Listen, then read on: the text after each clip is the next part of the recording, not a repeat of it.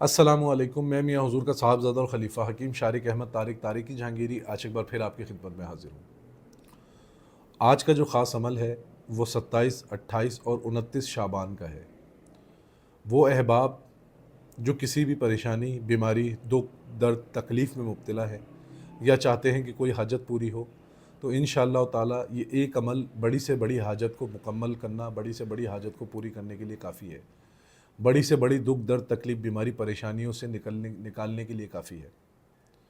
और इंशाअल्लाह ताला जो शख्स ये अमल इन 3 दिनों में इस तरीके से कर लेगा, इंशाअल्लाह सारा साल जो है वो अमन व सुकून की ज़िंदगी गुजारेगा।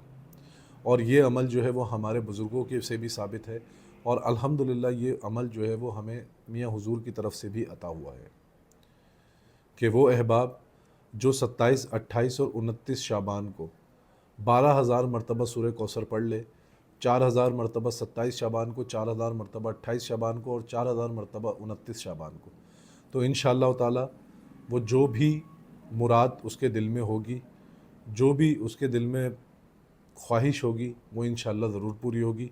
और ये सिर्फ़ एक अमल जो है वो जादू जन्नात की काट के लिए भी आपके लिए बहुत कारगर साबित होगा कि जो अहबाब जादू या जन्नाती काट की नीयत से, जादू की काट की नीयत से ये अमल पढ़ेंगे कि उनके घर में अगर जादू के मामलात हैं और जादू के मामलात मुस्तकिल तौर पर ख़त्म हो जाए, इस नीयत से 27, 28 और 29 शाबान को कोई 4-4 हज़ार मरतबा सूरह कौसर पढ़े और पानी पे दम करके अपने घर में उसका छिड़काव भी करे दीवारों पर, और वो पानी अपने घर के तमाम अहबाब को पिला दे, तो इंशाअल्लाह वो घर जो है वो जादू से पाक हो जाएगा।